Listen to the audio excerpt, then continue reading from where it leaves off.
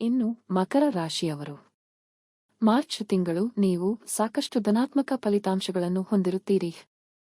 ಈ ತಿಂಗಳು ನಿಮ್ಮ ವೃತ್ತಿಯ ಮನೆಯ ಅಧಿಪತಿಯು 3ನೇ ಮನೆಗೆ ಪ್ರಬಲನಾಗಿ ಸಾಗುತ್ತಾನೆ. ಕೆಲಸಕ್ಕೆ ಸಂಬಂಧಿಸಿದ ವಿಷಯಗಳಲ್ಲಿ ನೀವು ಕೆಲವು ಸವಾಲುಗಳನ್ನು ಎದುರಿಸಬಹುದಾದರೂ ಈ ತೊಂದರೆಗಳನ್ನು ನಿವಾರಿಸಿದ ನಂತರ ನೀವು ಈ ತಿಂಗಳು ಅನುಕೂಲಕರ ಫಲಿತಾಂಶಗಳನ್ನು ಸಾಧಿಸಬಹುದು. ಈ ತಿಂಗಳು ಗುರುವು ಉತ್ತಮ ಸ್ಥಾನದಲ್ಲಿರುತ್ತಾನೆ, ಆದರೆ ನಿಮ್ಮ 2ನೇ ಮನೆಯ ಅಧಿಪತಿ ಶನಿಯು ಗುರುವಿನ ರಾಶಿಯಲ್ಲಿರುತ್ತಾನೆ.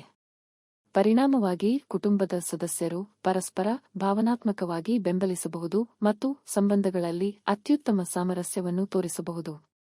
ಈ ತಿಂಗಳು ನಿಮ್ಮ ಪ್ರಣಯ ಜೀವನಕ್ಕೆ ಸಂಬಂಧಿಸಿದಂತೆ ನಿಮ್ಮ 5ನೇ ಮನೆಯ ಅಧಿಪತಿ ಶುಕ್ರವು ತುಂಬಾ ಅನುಕೂಲಕರ ಸ್ಥಾನದಲ್ಲಿದೆ.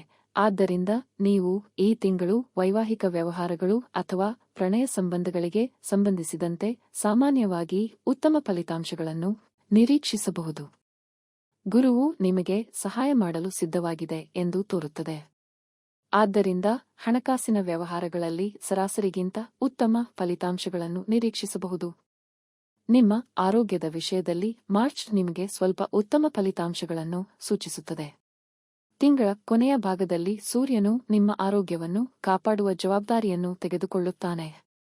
ಇನ್ನು ಪರಿಹಾರ: ಗಣಪತಿ ಅಥರ್ವ ಶೀರ್ಷವನ್ನು ನಿಯಮಿತವಾಗಿ ಜಪಿಸಿ.